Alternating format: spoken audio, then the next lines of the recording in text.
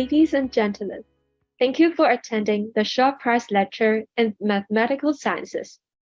I'm Agnes Lam, Year 4 student from HKUST majoring in Global Business and Management. I'm your MC for today.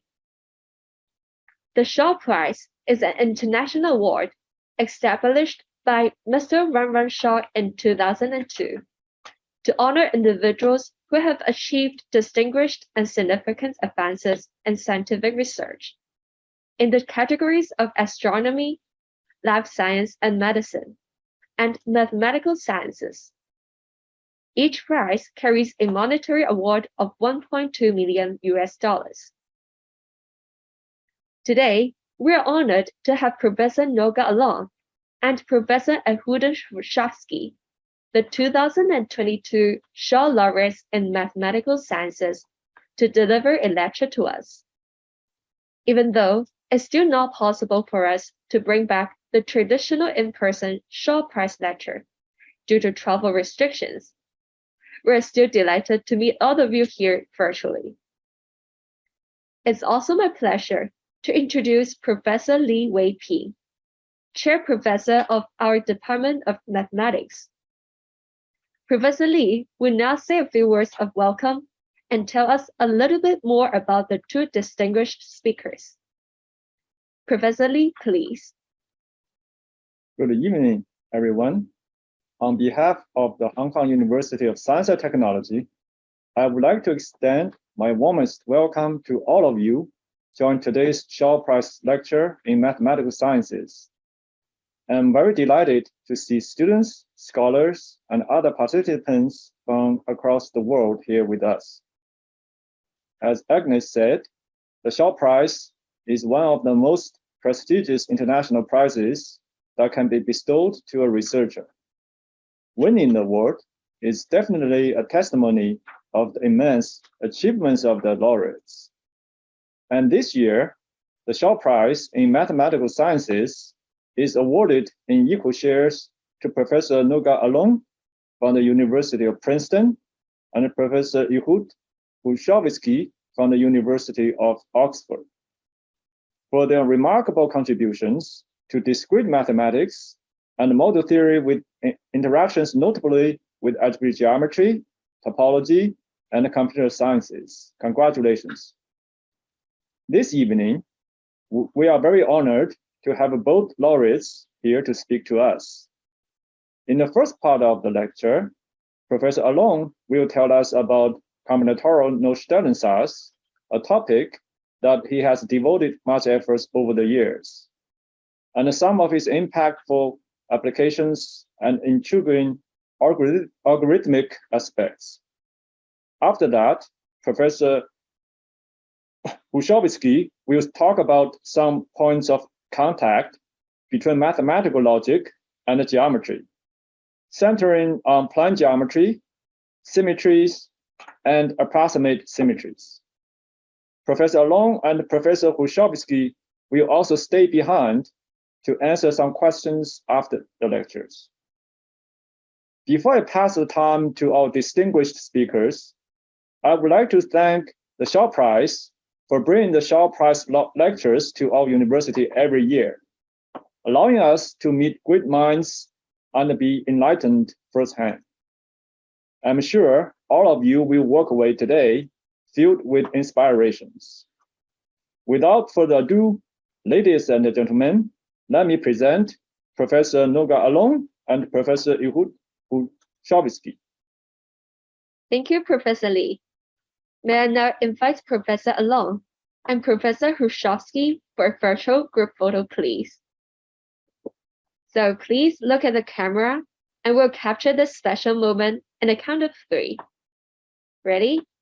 3, 2, 1, cheers. Please hold for one more photo. Again, 3, 2, 1, cheers. Thank you, everyone. Professor Alon now will deliver his lecture.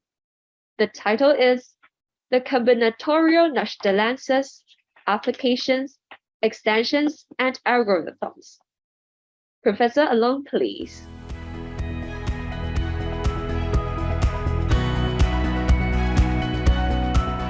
I'm delighted by the recognition of the central role of discrete mathematics and its interplay with other areas demonstrated by the award of the Shaw Prize in Mathematical Sciences this year. My own research over the years focused on combinatorics, graph theory, and their applications in theoretical computer science, combinatorial geometry, additive number theory, and information theory. In the lecture today, I'll discuss only one topic to which I devoted much efforts. This topic is still the subject of some of my present research, as well as the subject of the research of a lot of additional excellent researchers. So the topic is the combinatorial Nullstellensatz, and as you can see in the title, I'll talk briefly about applications, extensions, and the algorithmic aspects. So let me start with Hilbert's Nullstellensatz, proved already in the 19th century. And this is one of the foundational results of algebraic geometry. And here is a statement. It says that if F is an algebraically closed field, and we have in the ring of polynomials over F with n variables, we have a polynomial little f, and then we have m additional polynomials, g1 up to gm, and we assume that f vanishes whenever all the gi's do. Then there is some fixed positive integer k and some polynomials hi, so that the kth power of f is a linear combination of the gi's with coefficients which are the polynomials hi, like the formula that you see written there. Now, I want to consider a special case of this, and in this special case we can say more. So here is this special case, which became known as the combinatorial Nullstellensatz, or the first part of it. So in this special case, m equals n. Each gi is a univariate polynomial. It has all its roots in the field, and they are all distinct. So each of the polynomials gi is of the form that you see here, a product of xi minus s over s belongs to si. And again, we have some subsets, S1, S2 up to Sn. And so these are the subsets that were used to define the polynomial gi. And the assumption, as before, is that f vanishes whenever all the gi's do. Then there are polynomials hi, again in the ring of polynomials with n variables over the field. Now we have control on the degree of each hi. It is not more than the difference between the degree of the polynomial f and the degree of gi. And f itself, not a power of f, but f itself, is a linear combination with polynomial coefficients of the gi, as you see in the formula here. So f is a sum of hi times gi. Now, by equating the part of highest degree in both sides of this equation, it's not difficult to deduce the following result, which is the second part of this combinatorial Nullstellensatz, and it says the following. So again, f is a field. Little f of x1 up to xn is a polynomial over f with n variables, and t1 up to tn are non-negative integers. We assume that the degree of f is the sum of all the ti's, and we assume that the coefficient of the product of xi to the ti in f is non-zero. Then, whenever we are given subsets S1 up to Sn of the field f, and the size of each set Si is bigger, strictly bigger than Ti, then we can find little si in capital Si, so that if we substitute it in the polynomial f, it is not 0. So the case of a univariate polynomial here is just the well-known fact that a non-zero univariate polynomial cannot have more distinct roots than its degree. So this is just a natural extension. If in a polynomial we assume what is written here, then it cannot vanish over a box as written in this statement.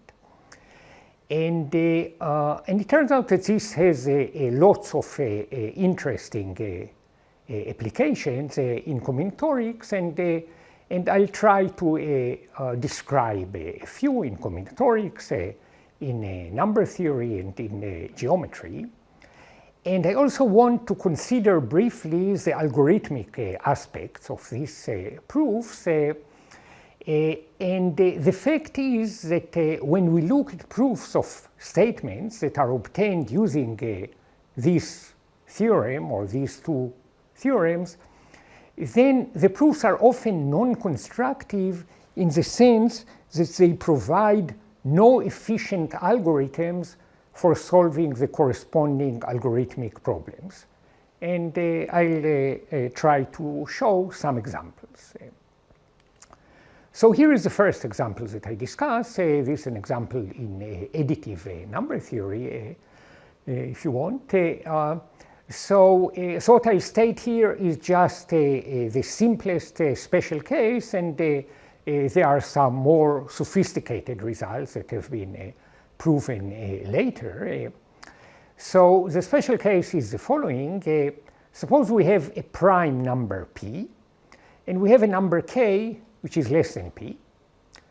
And suppose we are given k not necessarily distinct integers modulo p. So just residue classes modulo p, or elements of the finite field with p elements if you want. Then we are also given a subset B of Zp, which is of cardinality k. The claim is that always we can find some renumbering of the elements of B, so we number them as B1 up to Bk, so that if we look at all the sums Ai plus Bi modulo P, they are all distinct. They are pairwise distinct. And as I wrote here, and I'll not show the details, in general this lecture is not too technical, so the proof of this follows really quickly by this combinatorial Nullstellensatz, or by the second part of it that I mentioned, just by defining and looking at the right polynomial. So I'll not show it, but this is relatively simple. And let me add that several extensions follow by using the so-called Dyson conjecture, and there are some related results by Karasev and by Petrov, and more recent results by Muisser and Pokrovsky that are also related.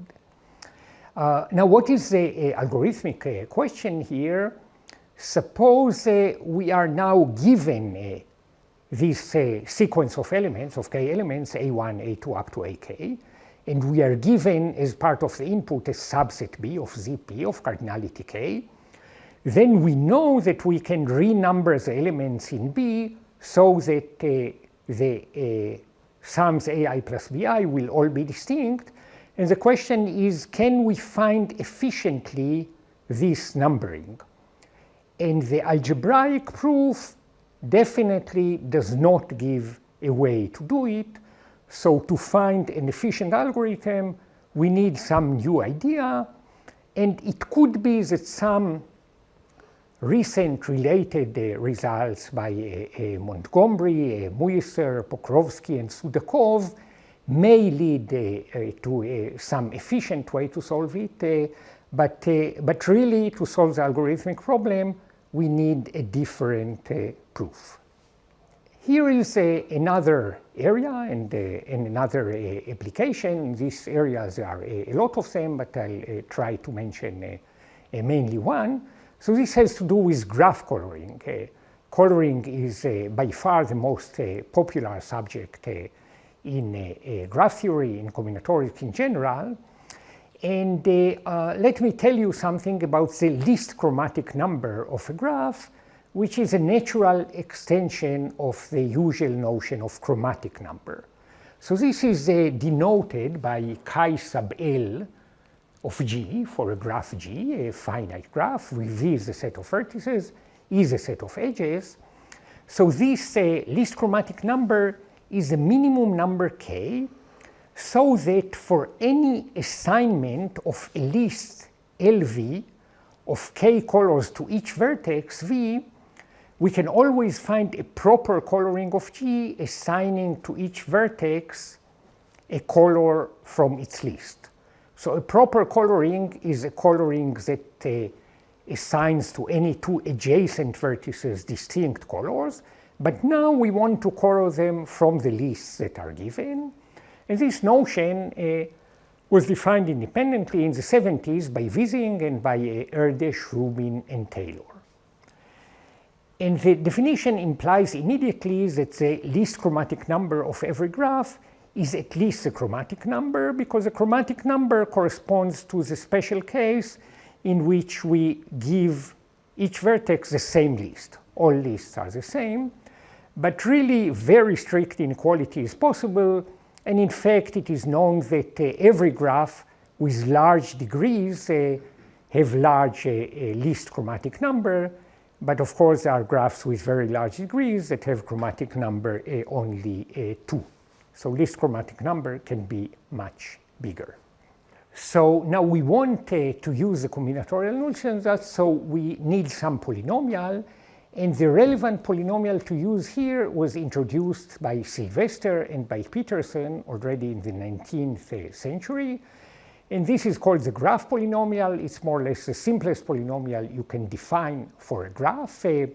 So suppose the set of vertices of the graph is just a set of the numbers 1 up to n. And then the graph polynomial, which we denoted here by f sub g, we associate each vertex a variable, and we take the product of all the differences along the edges. So for every edge ij, we take xi minus xj, let's say with I less than j, although the sign is not so important, and we take all this product, and this is the graph polynomial. Now their motivation was from invariant theory, but we want to apply it to look at this polynomial in graph theory.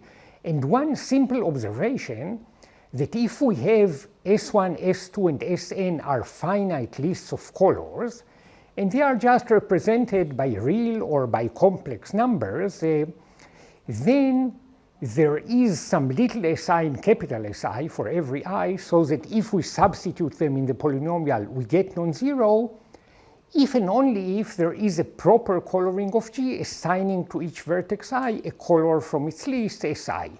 You see, because if indeed every pair of adjacent vertices got distinct colors, then all these differences are non-zero, and when we multiply all of them, we get non-zero, and this is an if and only if. So this looks like something to which we can indeed apply the combinatorial Nullstellensatz. In fact, even the notation looks very similar. So by the first theorem that I mentioned, this combinatorial Nullstellensatz 1, it follows from the previous observation that a graph is not 3-colorable. We cannot color the vertices by 3 colors so that every pair of adjacent vertices get distinct colors, even only if there are polynomials hi, and each of them has degree at most the number of edges minus 3, so that the graph polynomial f sub g is the sum of hi times xi cubed minus 1. So you see this is a necessary and sufficient condition for a graph to be not three-colorable. And I guess I should mention here that this does not prove that NP equals co-NP.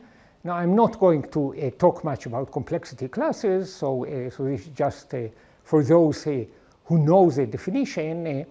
But of course, if this would prove something like this, then I probably would give the lecture a different title. Now, the reason it does not prove it is that the polynomials hi may be very complicated, and it may be very hard to describe them. Maybe it is not possible to describe them in polynomial time. Afterwards, there is also the issue of testing that this identity holds, but at least this is something that can be done at least randomly, so this is a less important issue. Now, still, because we have this necessary and sufficient condition, it should be useful. And indeed, by the second part of this combinatorial Nullstellensatz, it follows that if G has k times n edges, n is the number of vertices, and the coefficient of the product of xi to the k in this graph polynomial is non-zero, then the least chromatic number of G is at most k plus 1. So this really follows from the observation.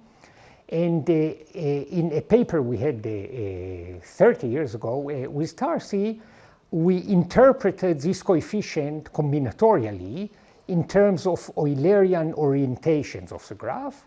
And this enables one to prove several interesting results, and in particular to solve some of the questions mentioned by Erdős, Rubin, and Taylor in their original paper. But I want to mention only one application, and this is an application that proves a strengthening of the four-color theorem. So the four-color theorem is the best known result in graph theory, is the best known result in combinatorics. It just asserts that the chromatic number of every planar graph is at most 4. This was conjectured by Francis Guthrie in the mid-19th century and was proved by Appel and Haken in the 70s and later by Robertson, Sanders, Seymour, and Thomas in the 90s. And both proofs make heavy use of computers. So it would be very nice to find a proof that does not use computers, but this is something we still don't know. Now, there is an old result of Tate that asserts that the four-color theorem is equivalent to the statement, and let me first just read the relevant buzzwords, that the chromatic number of the line graph of any cubic bridgeless planar graph is 3. What does this mean? That whenever we have a planar graph and the degree of each vertex is 3, and every edge is contained in a cycle, so it's some nice planar graph, then we can color the edges by 3 colors so that every pair of edges that share a common endpoint have distinct colors. Now, it turns out that using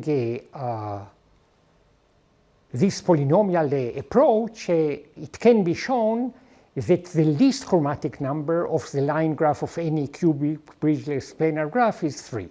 So this is something that is stronger than the four-color theorem because it applies to any list of colors. And the way this is proved is kind of funny. So you try to use this polynomial approach, then you have to show that some coefficient of a certain polynomial is of this graph polynomial, the relevant graph polynomial, is non-zero. And by interpreting this coefficient combinatorially, it can be shown that it really counts the number of proper 3 colorings, usual 3 colorings, of the relevant line graph, which is non-zero by the four-color theorem. So we kind of reduced the more general result with general lists to the original statement that is known to be equivalent to the four-color theorem, but the reduction is kind of interesting because it is used in order to show that some coefficient of certain polynomial is non-zero. And again, this raises the natural algorithmic question. Suppose we have a large cubic bridgeless planar graph like the one you see here, but maybe larger, and you have a list of 3 colors for every edge. We know by the theorem that I just stated that we can assign to each edge a color from its list so that any 2 edges with a common endpoint get distinct colors, but can we find such an assignment efficiently? We don't know to do it, and definitely the proof does not give it. Let me tell you quickly about some more recent results. This has to do with the mixing properties of vertex coloring of the lattice, the d-dimensional lattice. And this is a relatively recent joint work with Briseno, Jangotia, Magazinov, and Spinka. So we look at the infinite graph of the d-dimensional lattice. The vertices are just vectors of integers of length d, and 2 are adjacent if they differ only in 1 coordinate, and in this coordinate they differ only by 1. So this is a bipartite 2D regular graph, and the proper vertex colorings of it are motivated naturally by questions in statistical physics. So just very briefly, the vertices represent atoms or molecules of a crystal.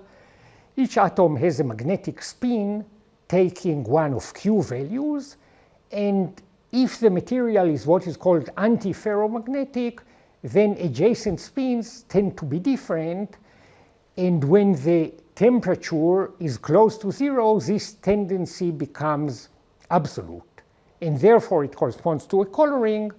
So really proper Q coloring of this graph represent a 0 temperature anti-ferromagnetic Q state Potts model. But these are just relevant buzzwords, and it is only to say that the consideration of these colorings is motivated by questions in statistical physics. Now it is natural to consider the following questions. Suppose we have F1 and F2, which are 2 proper vertex colorings of this d-dimensional lattice by Q colors, and A and B are 2 subsets of the d-dimensional lattice which are far from each other. The distance between them is at least some function of d, maybe d plus 2 or d squared or 2 to the d. And the question is, can we ensure that there is a proper vertex coloring F of this d-dimensional lattice which agrees with F1 on A and agrees with F2 on B? So this is a natural question, and it turns out that the answer that can be shown is that the answer is yes if Q is at least d plus 2, and no if Q is at most d plus 1. So if Q is at most d plus 1, it's not so difficult to give examples showing that the answer is no. And let me just say that this picture is supposed to give a hint how to do it, but let me not discuss this, because the more interesting part that I want to consider is the positive part. So to show that if the number of colors is at least d plus 2, then whenever we have 2 Q colorings F1 and F2, then there is one coloring F that agrees with F1 on A and agrees with F2 on B, provided A and B are far enough from each other. And the claim that to show it, it is enough to show that for a large box, n by n by n, d-dimensional box, in which n is at least some function of d, whenever we have a proper Q coloring of part of the boundary, then we can extend it to a proper coloring of the rest of the cube. And the reason that this is true is that we can partition the grid into boxes, in n by n by n so on boxes, color the ones intersecting A according to F1, the ones intersecting B according to F2, because A and B are far from each other, then this is well defined, no box intersects both. and then complete the coloring box by box by the fact that when part of the boundary is colored properly, we can extend it to the interior. So this is a claim proved in this paper that if Q is at least D plus 2 and N is also at least D plus 2, then any proper vertex coloring of part of the boundary of the box N to the D by Q colors can be extended to a proper Q coloring of the interior of the box. And the proof proceeds by observing that this is really a statement about list coloring. We just assign to each vertex in the interior of the box the set of all colors besides those that appear on its neighbors that are already colored. And then we just have to find the proper coloring, assigning to each vertex a color from its list. And then the result can be proved by this polynomial method that I mentioned, this combinatorial Nullstellensatz, combining it with Hall's theorem that can provide the existence of an orientation that will supply the required non-zero coefficient. So again, I'm not describing all the technical details, but this is another example where this polynomial method is used. The final application that I want to mention is geometric, and it has to do with hyperplane coverings, of coverings by hyperplanes.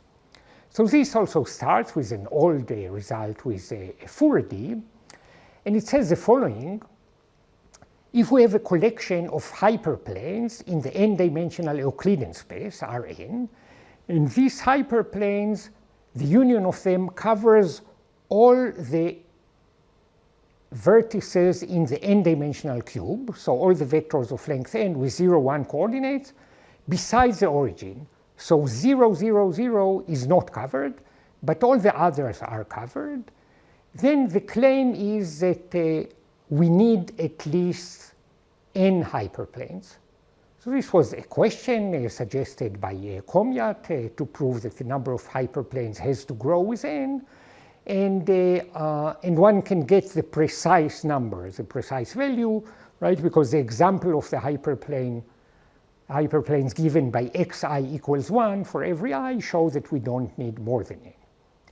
And the proof again follows easily using the combinatorial Nullstellensatz, and I'll not show exactly how.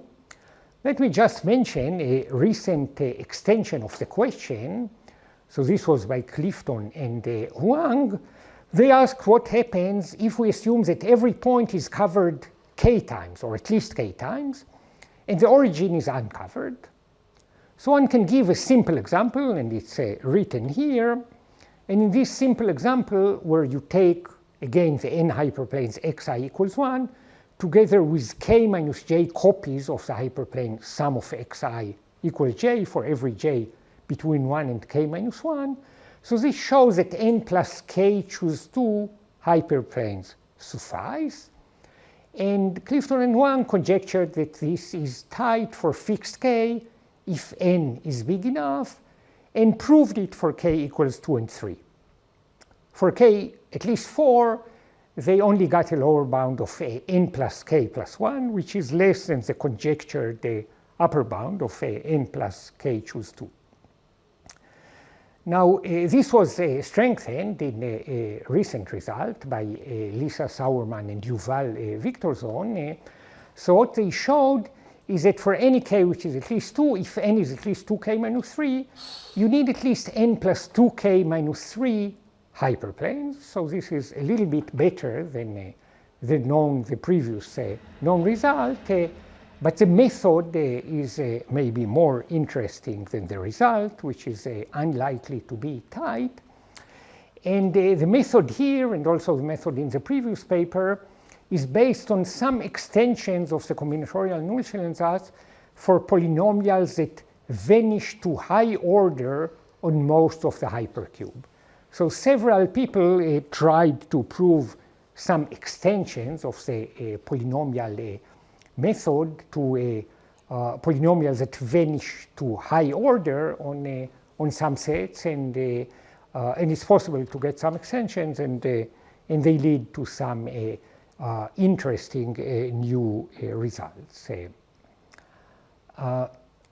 Let me just talk very briefly about the hardness or the possible hardness of the algorithmic problems that I mentioned, and others that I did not mention, but exist for other applications of this polynomial method.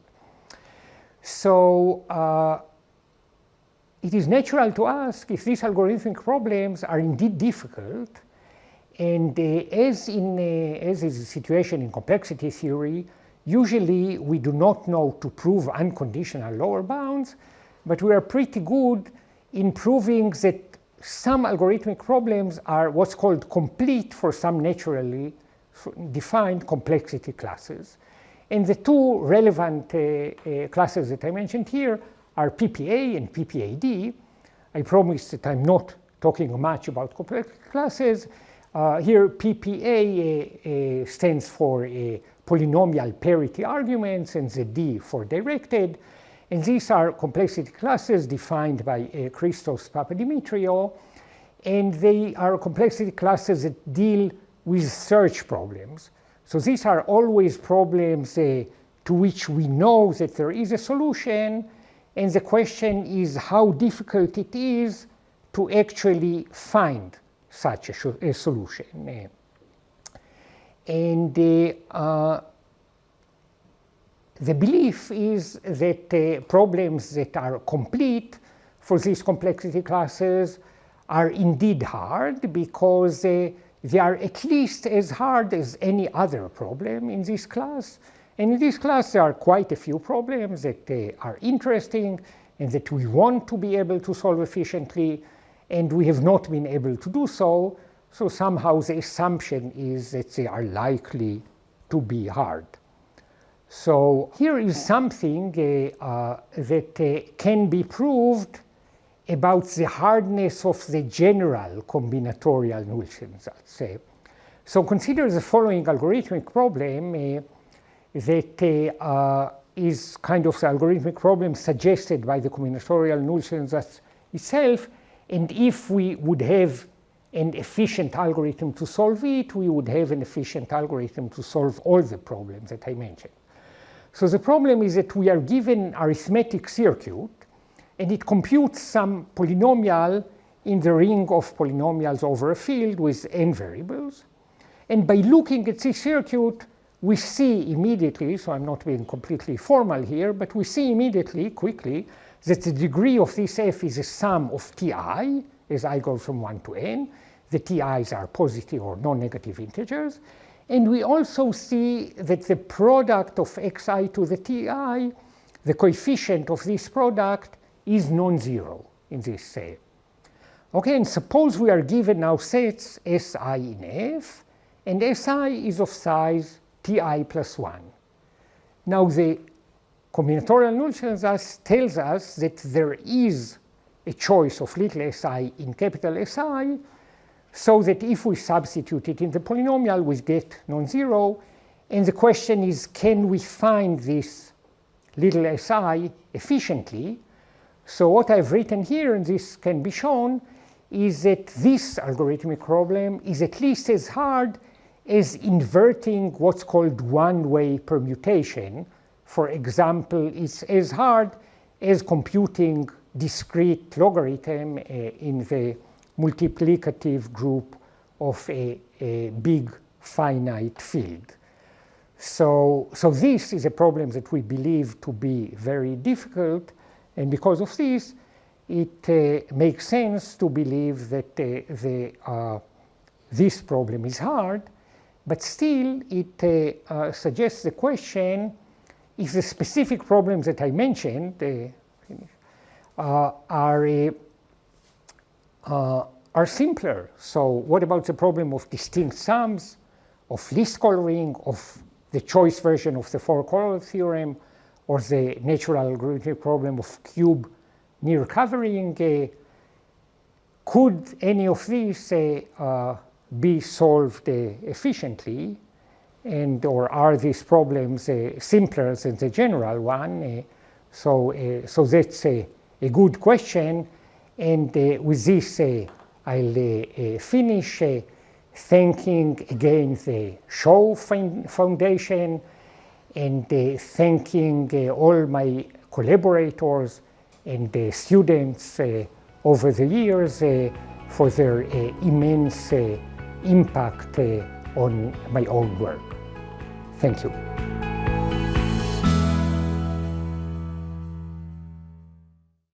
Thank you, Professor Alon, for the enlightening lecture. If you have any question for Professor Alon, please type it in the Q&A box. Our moderator will pick some of the questions in the Q&A session towards the end of the event. And now, let's invite Professor Hrushovski to deliver his lecture. The title is Logic, Geometry, and Approximate Groups. Professor Hrushovski, please.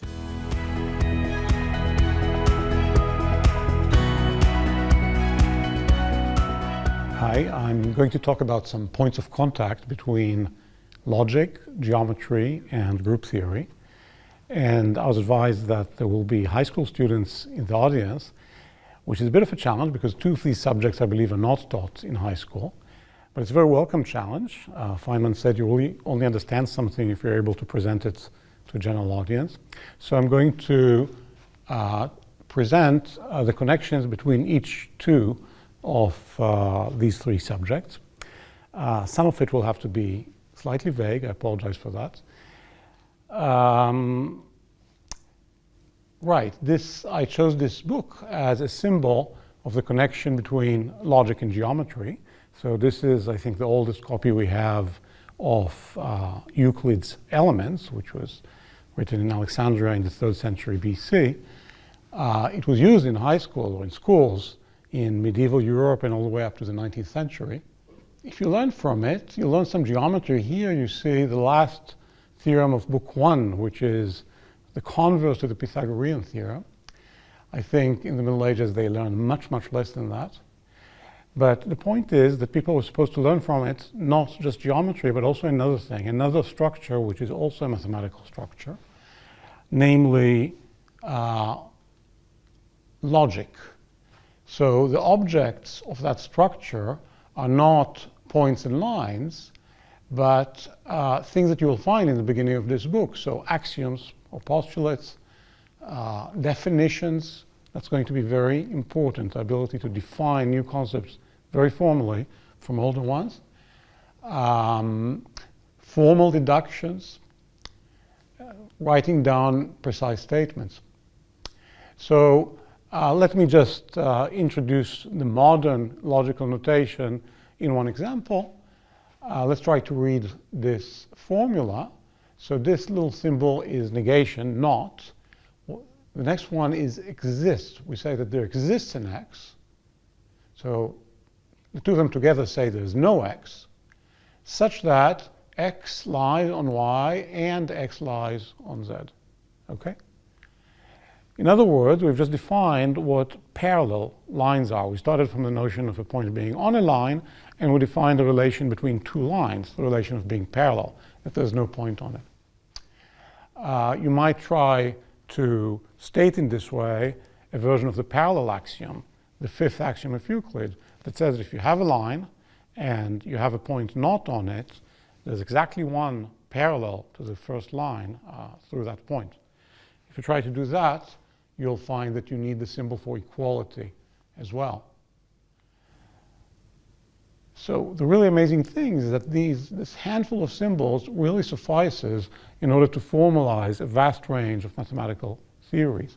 You get a lot of power from being able to write down in a very precise way the propositions you want to express, the definitions that you want to express. Yeah, of course, this was felt by readers of Euclid throughout history. It was really made very precise towards the turn of the century, towards the beginning of the 20th century. The fundamental theorem was proved about 1929 with some roots before that. So This is about deductions. So you take a set of axioms, some statements you accept, let's say about points and lines, and you take another sentence that you would like to know, is it true or is it not true? You would not like to know whether it's true or not, you would like to know whether it follows from these axioms. That's the point. For instance, people are quite interested in whether the parallel axiom follows from the other axioms that seem to them simpler. The completeness theorem tells you you can always do one of two things. Either you will in fact be able to find a proof, a formal proof that a computer can recognize as a valid proof, or else you can find another mathematical reality, another model, another mathematical world in which, in fact, the axioms do hold, but the sentence in question does not hold. So quite often, people think that the point of logic is to do things more rigorously. And in some sense, that's true, because the modern standard of rigor in mathematics is extraordinary, and it was brought about to a large extent by the understanding of logic. But logicians today, you apply that standard exactly in the same way as any other mathematician. They don't necessarily actually write things in a formal language.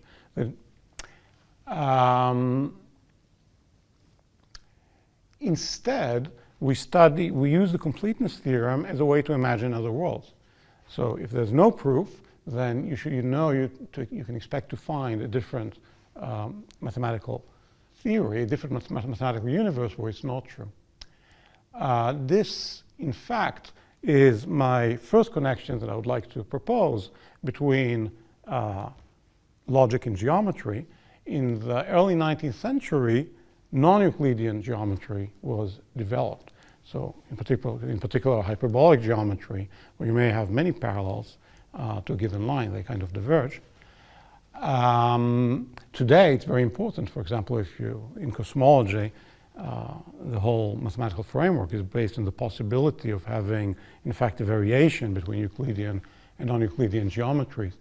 But the way it was brought about, the main motivation for the people who discovered it was a logical motivation. They wanted to know whether the fifth axiom follows from the other axioms or not. And when they saw that they absolutely couldn't prove it, they started realizing that there might be another possible geometry, that non-Euclidean geometry might exist as well. Yeah, so just to explain another feature of the completeness theorem, it tells you can always either find a proof, that's a finite thing that a computer can find, or you can find a model showing a sentence is not provable, but that model may be infinite. It may not be accessible to a computer.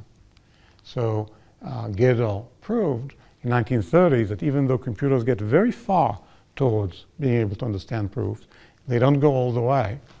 So even sentences about natural numbers, just formulas you can write down using the logical symbols, and using just plus and times,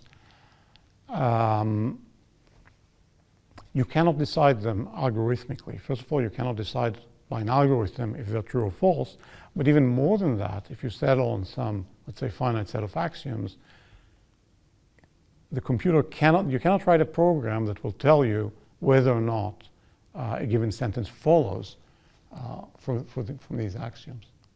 So in later work of Turing, you can split it into two. First of all, questions about algorithms cannot be settled by an algorithm. If you ask, will this program halt, or will it get into an infinite loop and run forever, there's no way of settling that by an algorithm in itself. So algorithms cannot decide about their own posterity at infinity, so to speak. On the other hand, number theory, which seems to talk about numbers, can, in fact, code questions about algorithms, such as whether or not a given algorithm ever halts. So putting these two together, you see that these questions cannot be decidable. We're going to use that in a positive way soon, but I would like to point out that this doesn't give the whole picture. That was about the natural numbers. It's also true about attempts to axiomatize all of mathematics using set theory. But if you ask about geometry, if you ask about real numbers, it goes the other way. So if you look at the real numbers with addition and multiplication, that is a very rich theory. It allows you to capture, in particular, all of Euclidean mathematics. So questions about lines and circles and parabolas and similar things in 3 dimensions and similar things in higher degrees. Nevertheless, it does admit an explicit axiomatization and questions about whether a sentence follows from others can be decided algorithmically. And the reason for that is exactly the converse of what happened with the integers. You cannot code any non-geometric thing in the real numbers. If you use the logical symbols as you wish, you will still always be describing something which is defined by polynomial inequalities. Okay, so that was a very quick introduction to some connection of logic and geometry. Let me now go to geometry and groups. So what is a group? Well, at least geometry we are familiar with. I'm just going to look at the 2-dimensional Euclidean plane. And the point of view of group theory is that you're allowed to move the plane. It's not static. It doesn't sit there. You're allowed to move it. So if you've learned about vectors,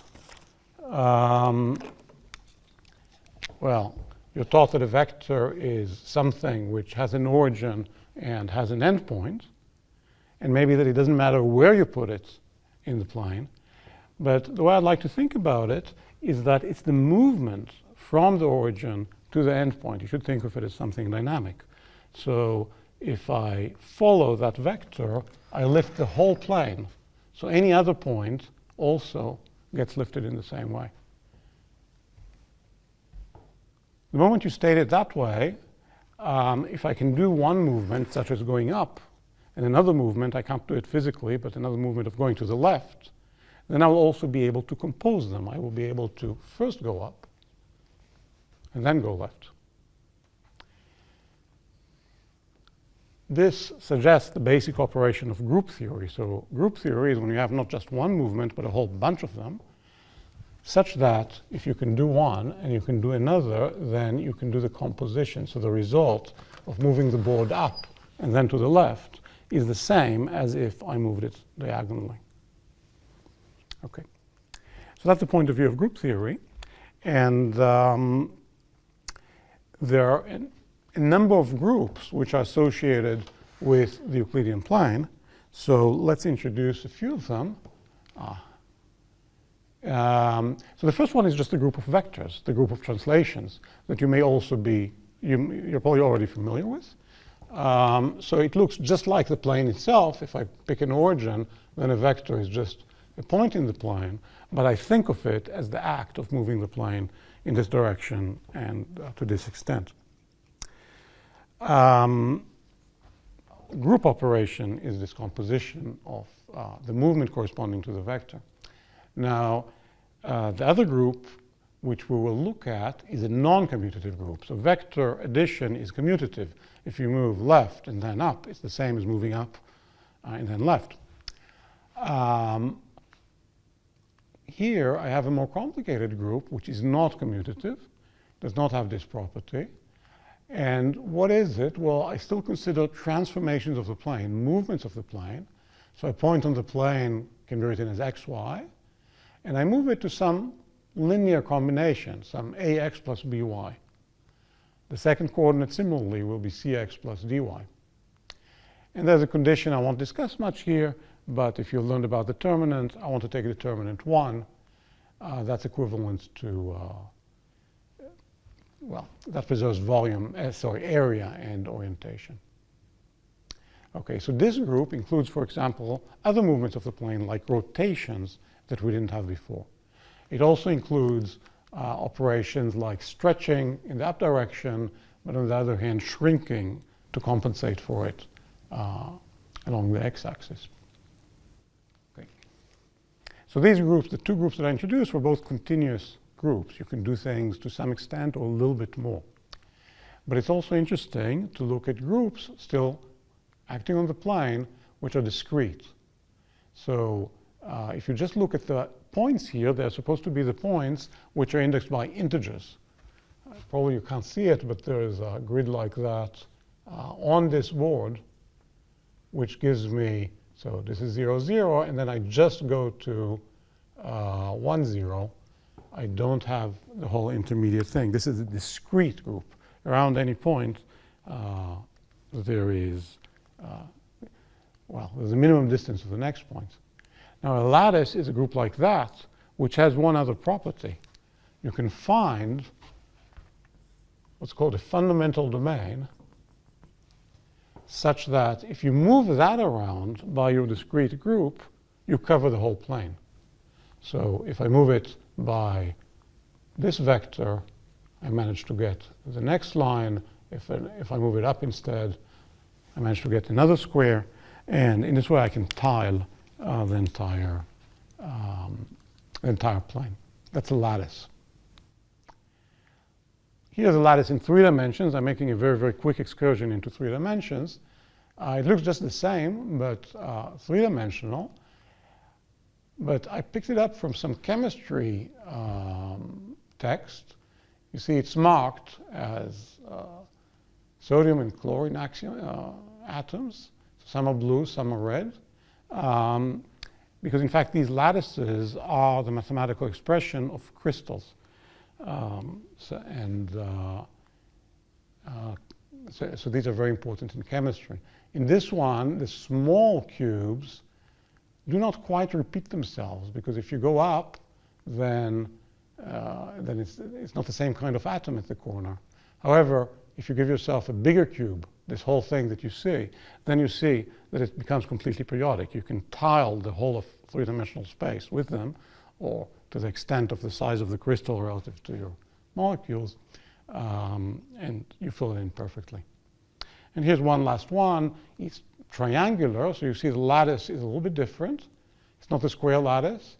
And if I use these 2 tiles together, the red and the blue, then you can move them around so as to cover the whole plane. Okay, so now I come to the next contact point that I'd like to discuss between logic and geometry. So now consider some finite set of dominoes, but not triangles or squares necessarily. They might have funny shapes. For example, it might be some square that has indentations and it has bumps, right?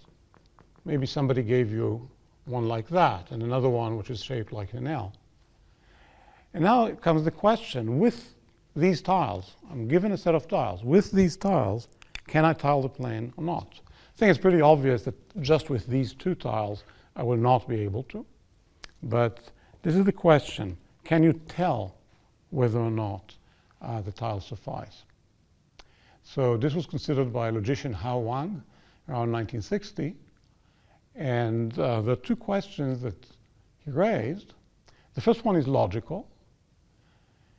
Does there exist an algorithm to decide whether a given set of dominoes, in fact, tessellates the plane, whether you can cover the whole plane with it?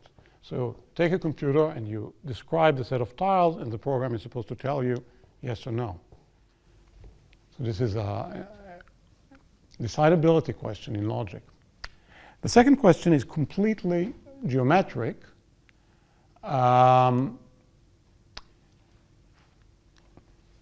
All the sets of dominoes that I told you that tile the plane, they're periodic, right? In other words, we saw in the example, the period might not begin immediately, but after a while, you can move it by vector in such a way that nothing changes. The whole tiling of the plane looks the same. At that point, no other kinds of tilings were known. So the question was, is it true that given a set of tiles, if it can tile the plane at all, then it can also do it periodically, repeating itself by a lattice?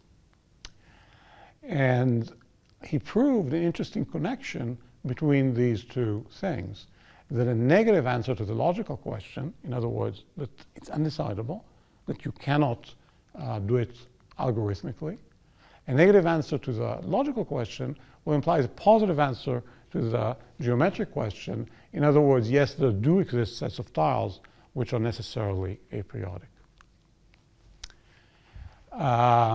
So I can quickly sketch the idea of this proof. So we're given our set of tiles, and there are two cases. It may be that there's no possible tiling. Well, in that case, it's essentially the completeness theorem that I mentioned earlier that tells you there will be a finite proof of this. You can find it, and then you can verify it as a proof. And in the present case, it's going to be simple. It's going to be that you can find a large area such that already this area cannot be tiled by the dominoes that you have. The second possibility is that there exists a tiling, and in fact, a periodic tiling. In that case, you can also, if you're given the period, you're given the set of tiles which is supposed to repeat itself, it's pretty easy to verify that you can move it around itself in a way that fits perfectly. So if there are no sets of dominoes which are necessarily aperiodic, then this would cover all the cases, and there will be a decision procedure of which way it goes. Okay, so that's about 1961. And later, some restricted versions were proved by Wang and some other people, and his student Berger proved undecidability of the question of tiling the plane, and therefore existence of periodic tiles. The first set of periodic tiles that came about this way was, I think, tens of thousands of tiles that can be aperiodic. Yeah, I'll just very, very briefly sketch the idea of how to prove this theorem of Wang. It will only make sense if you've seen a Turing machine, so otherwise I'll keep going. But if you have seen a Turing machine, it's a model of a computer which is just one infinite tape. And it has some head which runs along it. Or you can think instead of the tape of running through the head, and some symbols on each square. As the tape goes along, it's allowed to change the symbol according to finitely many rules. But if you imagine a diagram of a Turing machine, not just as in a fixed time, but you kind of draw it in space-time, so you draw what happens next and what happens next. Then you've got some kind of tiling of the plane, and you can try to imagine a set of dominoes that will exactly reflect this, that will tile the plane if and only if a Turing machine can start like that and go on forever, if it doesn't stop. Now, the stopping problem, the halting problem for Turing machines was shown by Alon Turing really to be undecidable, and therefore the tiling problem is undecidable. So this, with a slightly restricted case, it's really possible to do it. You can try to think about it. Okay, that was the connection I wanted to give, the first connection. But it's quite interesting to think of what happened later with this story of tiles. So this one is a famous picture of Penrose tiles that was found by Roger Penrose in 1974. His motivation was not logic, it was beauty. The name of his paper is The Role of Aesthetics in Pure and Applied Mathematical Research. So here, he would manage to use only two tiles, except you're allowed to rotate them. Yeah, so they appear in different angles, but actually only finitely many different angles are used. So there's still finite tiling. The claim is that these tiles you can cover the whole plane, but there's no possible periodicity. How do we know that? Well, so all the possible symmetries of plane lattices of the periodic ones were classified in the 19th century in connection with crystallography, with crystals and with chemistry. They do not include any rotation of order 5. They do not include any possible five-fold symmetry. But if you look at this picture, it's clear that it does have a five-fold symmetry. You can rotate it by 360 over 5 degrees, and it looks exactly the same. So therefore, this cannot possibly be periodic. Right. Well, to continue a bit of an aside, this really caught the eye of some physicists, crystallographers, and they started thinking about whether it's possible for there to exist materials that look like that. So if crystals mimic lattices, they have the molecules positioned on lattices, could there be quasi-crystal that mimic aperiodic tilings? And in particular, well, McKay and Steinhardt started thinking about really physical mechanisms where such things might arise. Meanwhile, independently, Dan Shechtman found experimentally evidence of this. So he saw a pattern that you will see in a minute that has a 10-fold symmetry, so in particular also a 5-fold symmetry. Looks like a lattice, but is not. Shechtman got, he won the 2011 Nobel Prize for that.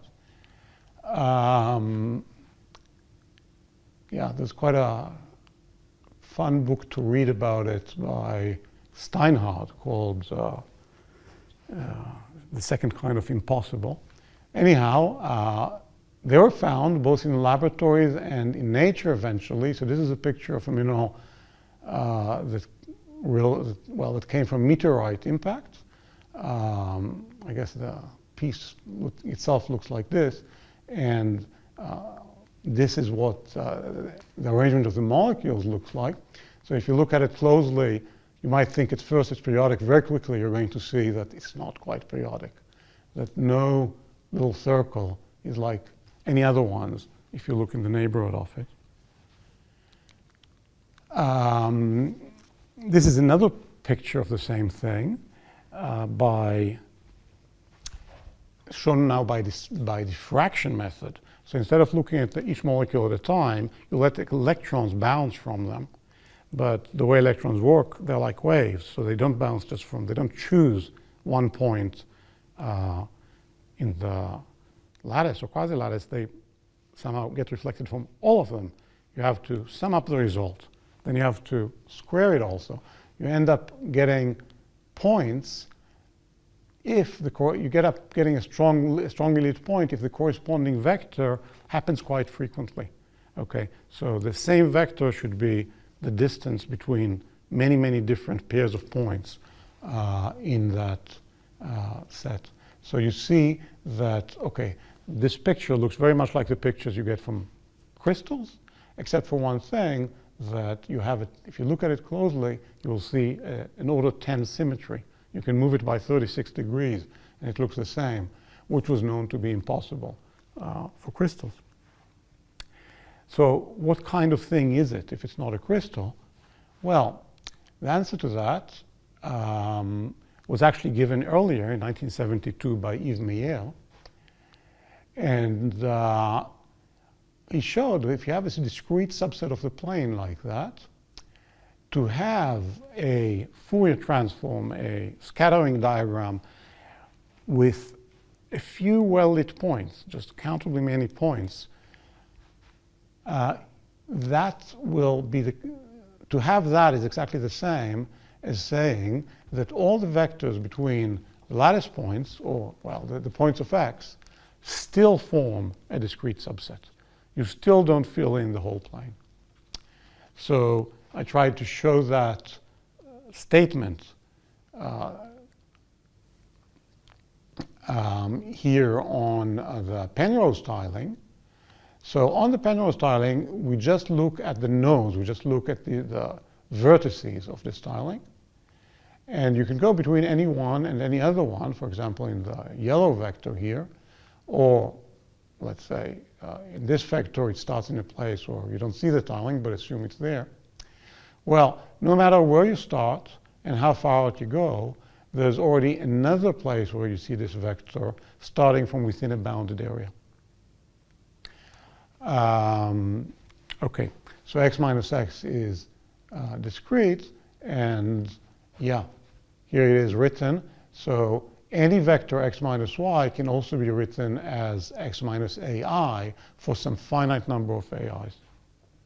This is the notion of an approximate subgroup, and this is what I'm going to continue to talk Yeah, so in fact, Meyer showed not only this, he showed how to get such sets. He gave procedures for getting many things which are similar to the Penrose tiling. It's called a cut and project procedure. So I couldn't, and it involves a higher dimensional space. I couldn't draw it, so I made R2 represented by one line. Well, take this line here, the purple line, and the other dimension represents Rn. So what you do is you take your line, you kind of thicken it up a bit. In other words, you take a finite distance away from it, you take a parallel line. On the line itself, most likely there will be no points of your discrete set. It's unlikely that any one of them will fall on your line. But if you take the interval between them, there's a number theoretic theorem of Minkowski that says you will have infinitely many points in between, infinitely many vectors from this discrete shape. So you look at all the points you get in your strip, and then you project them to the dimension you want. So in this case, we had 4 points, and then you projected them. You get 4 points on a line, which are not quite periodic. They resemble something periodic, but they're not. And it's similar in the higher dimensions. All right, so now I'm going to move from the commutative story, from the story of vectors in the plane, to the other group that I mentioned earlier, the group SL2 of R, the group of matrices that act on the plane. The notion of an approximate subgroup can be defined for non-commutative groups as well. This was written by Terry Tao. So I'm repeating it, but the only difference from what was written before is that I'm replacing plus by times, which is not assumed to be commutative. So an approximate subgroup, well, X is an approximate subgroup if given any two elements in X, the vector between them is already equal to the vector between gi and some point of X, where g1 to gk are some fixed finite number of points. And when I talk about understanding approximate subgroups, here too, if I can translate one to the other, they don't count as different.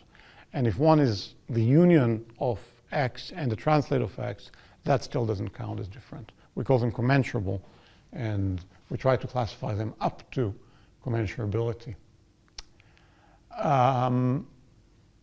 All right, well, the cut and project procedure still makes sense. So Bjorklund and Hartnick defined it, and they asked the question,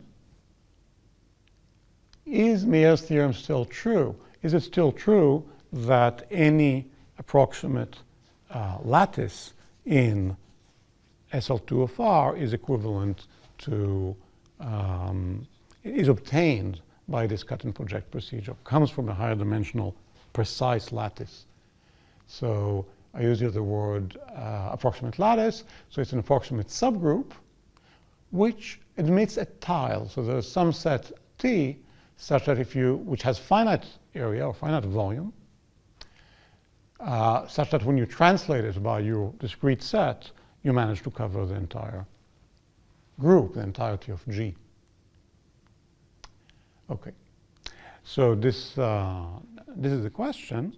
Unlike the commutative case, it's not known to be linked, certainly not to, at least not to me, it's not known to be linked to questions of physics or chemistry. It does link to some very rich and beautiful mathematical theories of lattices, and there's some evidence that it rounds it out and is interesting, at least mathematically. Okay, in any case, the answer to the question is yes, and let me detail. It's a classification of all possible approximate subgroup of the SL2 of R. It works at the level of generality that they asked the question at. And it turns out that all of them are very closely connected to questions of arithmetic, to questions of number theory. So the first the approximate lattices we're going to define are going to be associated to a real number alpha, but an algebraic number. So it's a number such as the square root of 2. Namely, it satisfies a polynomial equation. So x squared minus 2 equals 0 in this case. not a number such as pi. Well, it has to be an algebraic number, a real number, which is not a rational number. And for such a thing, there's a canonical way to give an approximate subgroup. I wrote it down very explicitly for the square root of 2. So what is it? Well, it's all, if you represent it by matrices, it's the identity matrix plus M, where M has very special entries. The entries are all these numbers A plus B the square root of 2, such that A minus B the square root of 2 is small, is less than 1. These are called Poisson numbers. And they have the property that even though they're irrational, when you take powers of them, of course they don't become integers, but they become very, very close to integers. And if you think about it, you can see that from the definition. So the main statement of there are also some similar, slightly more complex ones. In any case, the theorem says that all the approximate lattices that are not lattices are equivalent to one of these. Okay, so this proof uses many existing things, in particular Margulis rigidity, which shows an arithmetic nature to high-dimensional lattices in a certain case. And if you borrow from this, in this case, this is not very high-dimensional, but nevertheless, you can deduce this arithmeticity. So for some groups, not for SL2R, there's an independent group that was proof that was found by Machado using standard geometric group theoretic methods. For SL2R itself, and the only known proof goes through a much more general model theoretic theorem. So let me go to that. So this theorem is completely abstract. We don't start with matrices. You don't start with a plane. You don't start with anything finite dimensional. You start with a group gamma and an approximate subgroup. And I will assume, essentially for the exposition, that this approximate subgroup really belongs to gamma. It doesn't come from, it's not commensurable to something contained in a subgroup of gamma, nor a quotient group of gamma. It's essentially related to gamma. Then there are only two possibilities. Both of them relate to interesting mathematical theories. The first one will not come up in our setting, so I will not discuss it now. It's a case where all of gamma is more or less commutative modulo x in some sense. The main case, which happens under many additional conditions, is that gamma is, after all, even though it wasn't assumed to be, it is, after all, a finite dimensional thing. It is contained in not SL2 maybe, but SLN of R. And furthermore, you can tell what X is when you present it like that. It's exactly the matrices that have some bounded size. So all the entries are within some given distance from 0. In the case, just to relate it back to the case that we saw with Meyer's theorem and with tilings, if you start with R2, then in the conclusion you can also get Rn. In other words, in the conclusion you also get a commutative group. So you might say, that gives me nothing at all, because suppose that I try to look at the Penrose tiling, I already know that it's contained in R squared. So I'm just being told that the group is contained in R squared again. But that's not what the theorem says, because the Penrose tiling, in the vertices of the Penrose tiling, they were not bounded, right? They go to infinity. So they cannot be given by this description here of a bounded set, of bounded coefficients. So instead, what you get here is the complementary group, the higher dimensional information that appears in the cut and project process. So in fact, this is exactly a non-commutative form of the model of the theorem that every approximate subgroup lattice can be presented in this way. Or at least it gives the tools to bring that.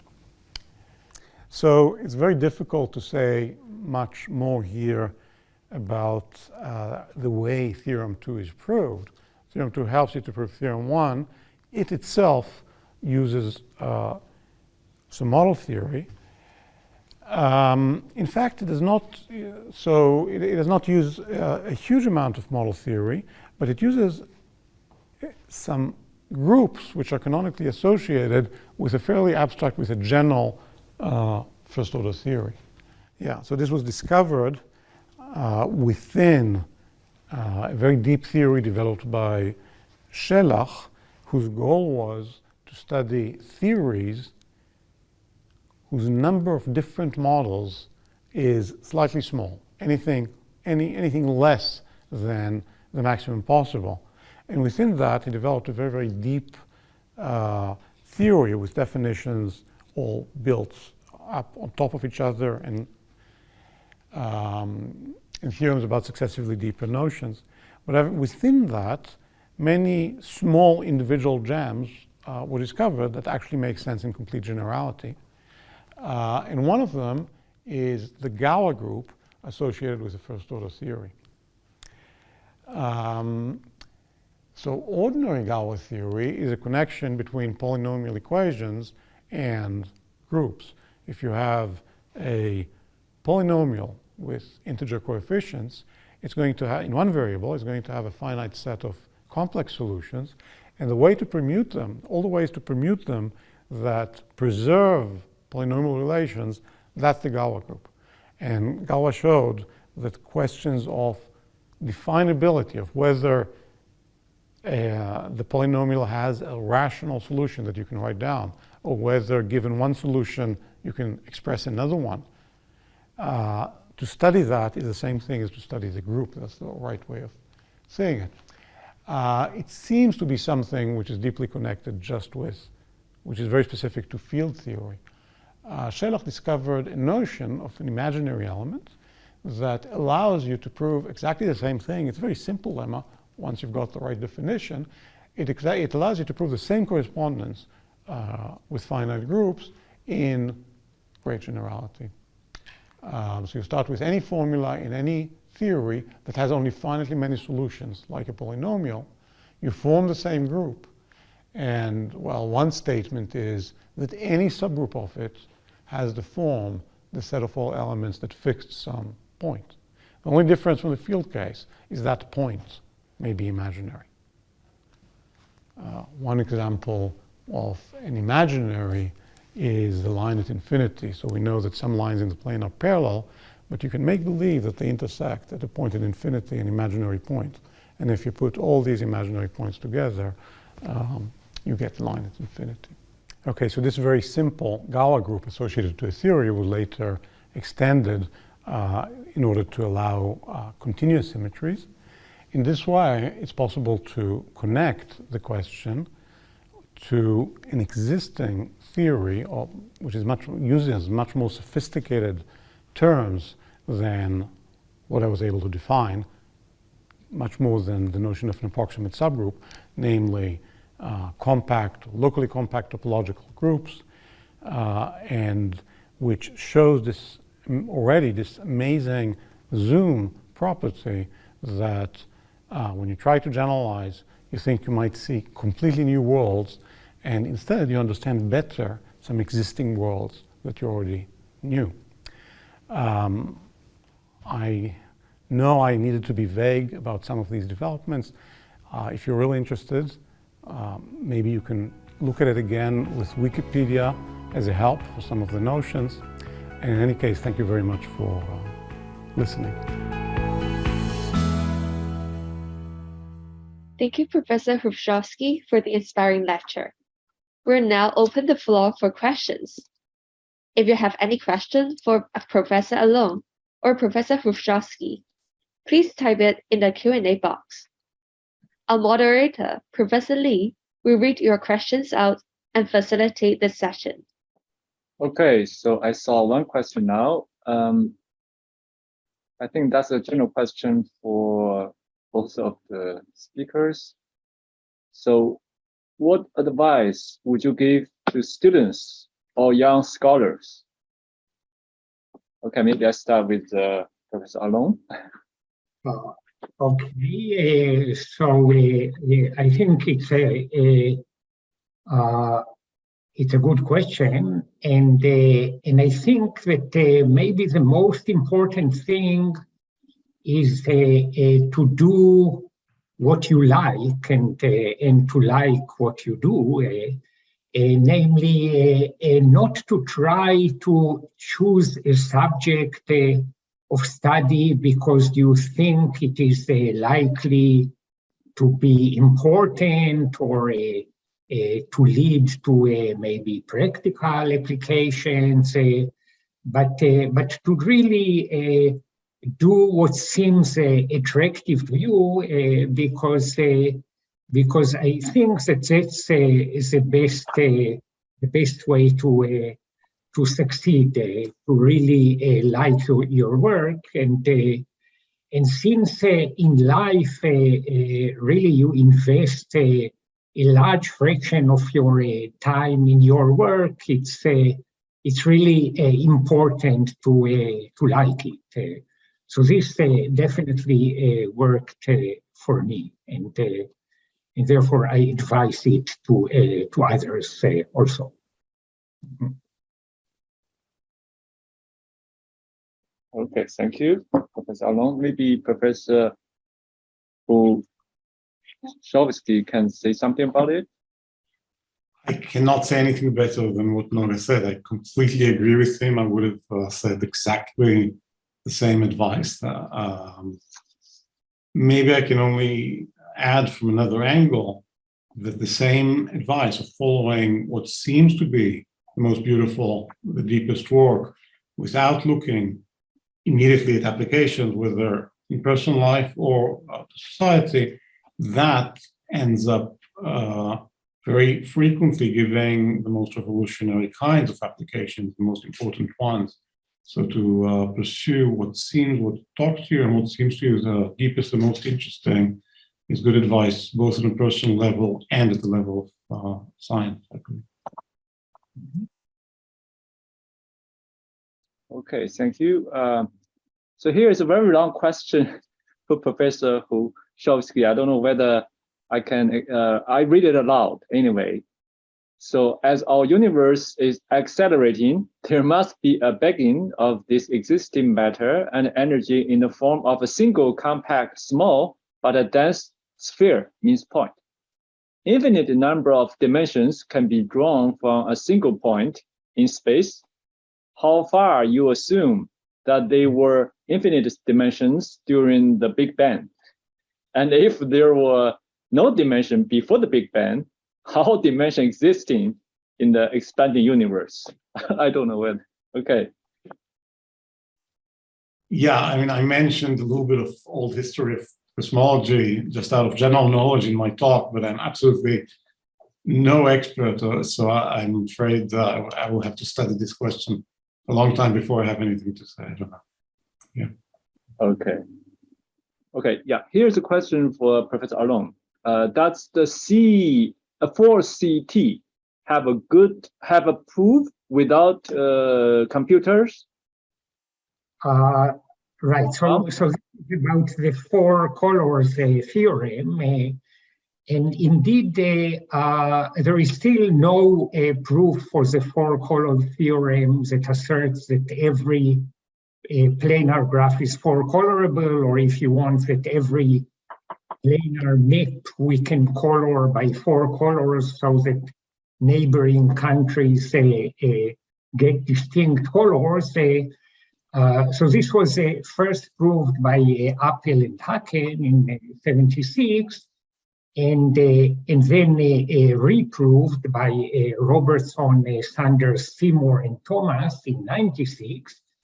And both proofs make heavy use of computers, and in fact, the second proof used computers even more than the first proof. There are kind of two main steps for the proof.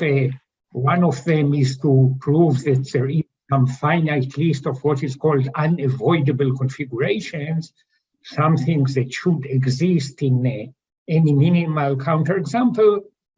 And the second is to show that any unavoidable configuration can be reduced, can lead to a smaller counterexample. And in the first proof by Appel and Haken, they use computers only for the second step.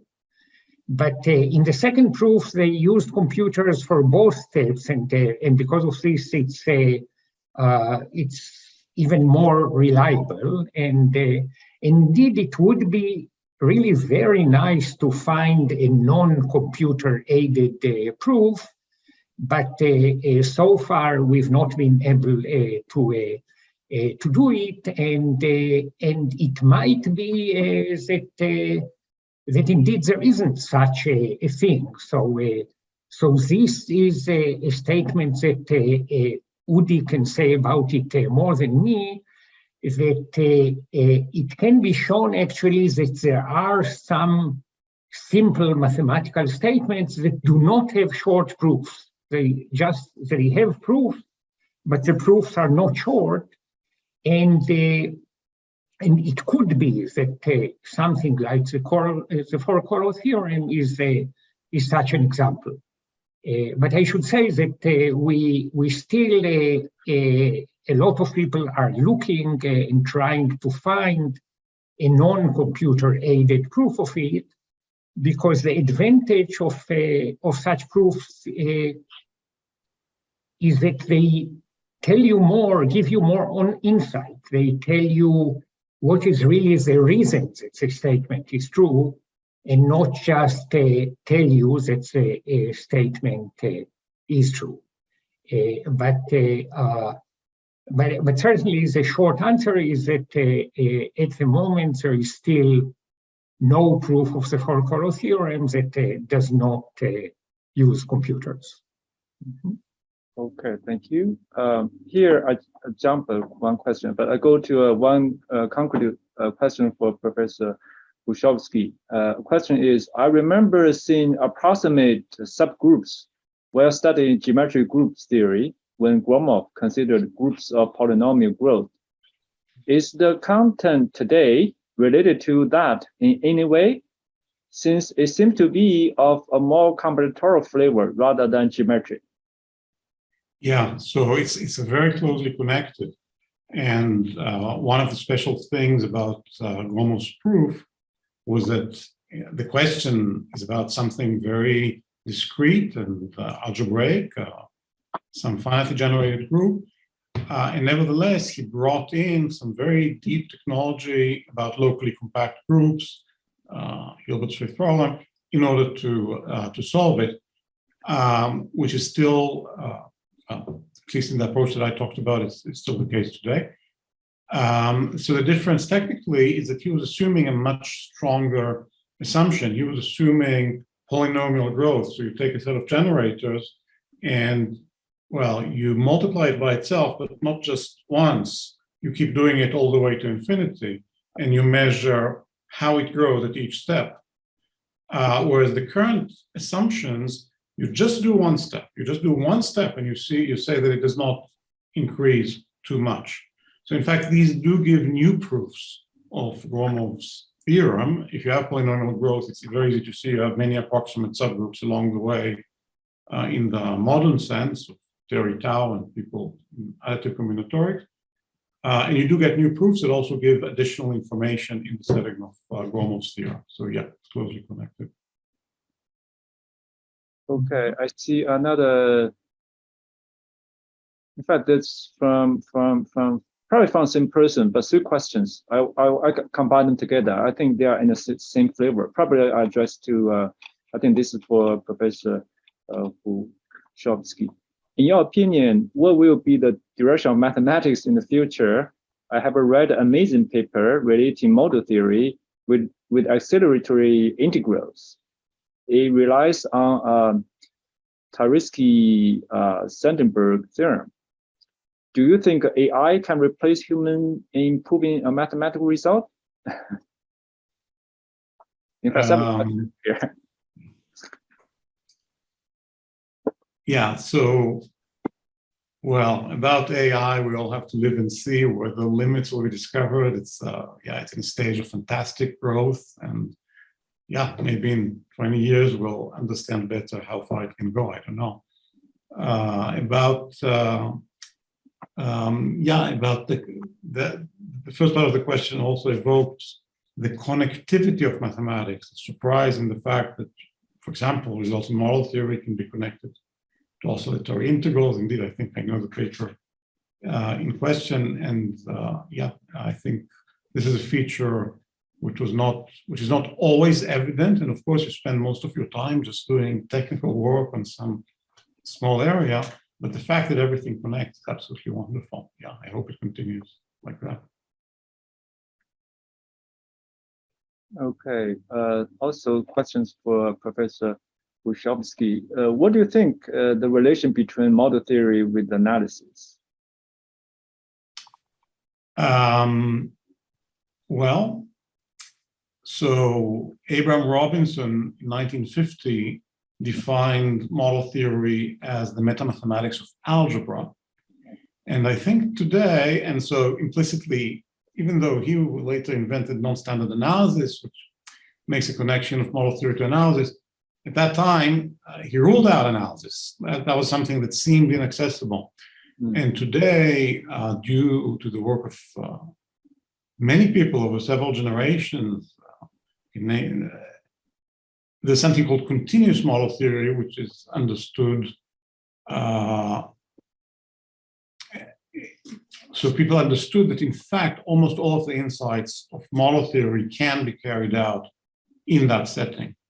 So partly because of non-standard analysis, partly because of continuous logic in model theory, it's becoming much more accessible. There's much more of analysis that can be seen. Okay, thank you. Here's a question I don't know addressed to whom. Addressed to Professor Alon. Probably it's from high school student. How do we learn and understand such complicated mathematical objects and theory? Is there some easier way to, or some shortcut to do that? Probably from high school kid.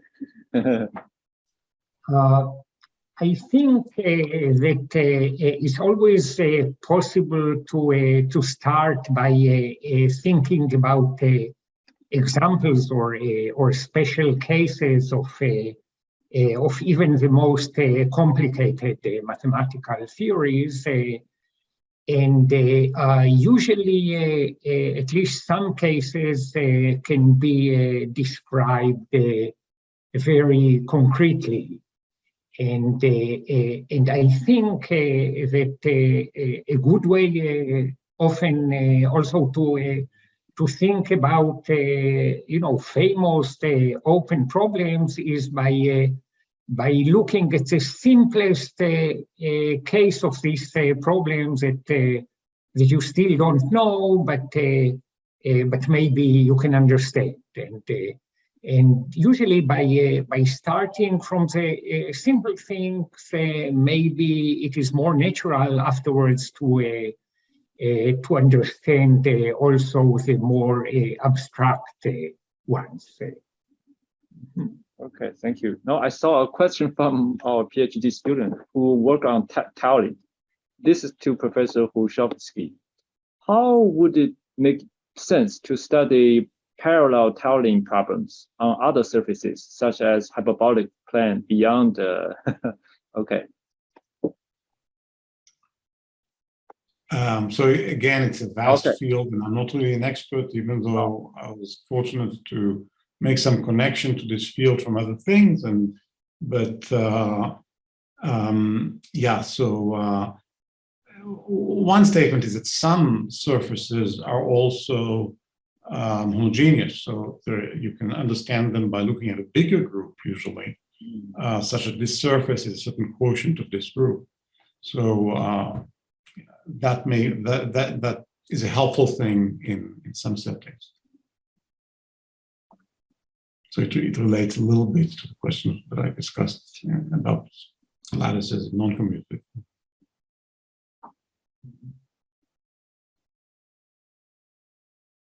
Okay, thank you. Also a question for Professor Hrushovski. What do you think about a major direction for investigation of the Galois theory built on the foundation of modern group theory?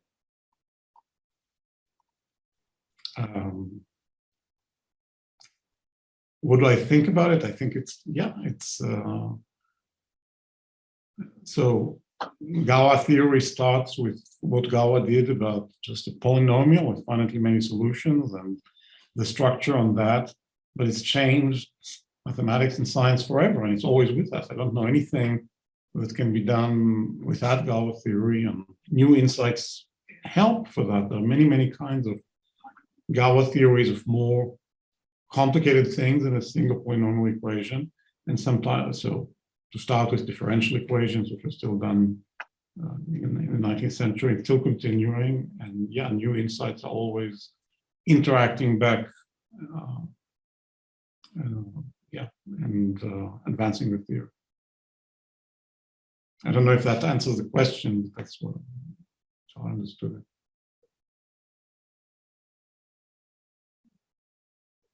Okay, thank you. So this was a general question. Maybe I address to Professor Alon. When you were a graduate student, how did you decide the research topic? Everything's new and unfamiliar. How did you know this is the right field? Good. So I think it's different for different people. For me, in my case, I was really interested in discrete mathematics even long before I was a graduate student. So maybe even as a high school child, I was interested in solving puzzles, and somehow combinatorics is the thing that maybe is most attractive when you are still a teenager, because the problems are very easy to formulate. Maybe are hard to solve, but are easy to formulate. And this is one thing that I really liked about discrete mathematics, that everybody can understand the question, and still you often need some clever ideas and sometimes deep tools to actually solve the questions. But I think that another thing that often influences your decision is just which professors you have. So you hear some lecture from someone who is very charismatic, maybe, and makes a subject very interesting, and therefore it can appeal to you. And maybe also different people have different tastes. So it's good that different people make different choices, and I also suspect that if you look at a typical successful or good mathematician, then probably he or she would be a similarly good or equally good, even if she or he would choose some different area, because really there are a lot of common things between different areas in mathematics. And indeed, although in modern mathematics, somehow the connection between different areas is less than it used to be, so we all tend to be very specialized. It's really good when people in different areas can communicate with each other. So sometimes it's good, even if you choose an area and decide that this is the thing you are most interested in, to keep as much as you can a connection with any other mathematical areas, because I believe that one of the most attractive things about mathematics is the connections which are often unexpected between fields that may look unconnected to each other. So I hope this is answering the question, at least in some sense. Okay, thank you. Thank both professors for wonderful lectures and spending time with answering questions. Thank you, Professor Lee.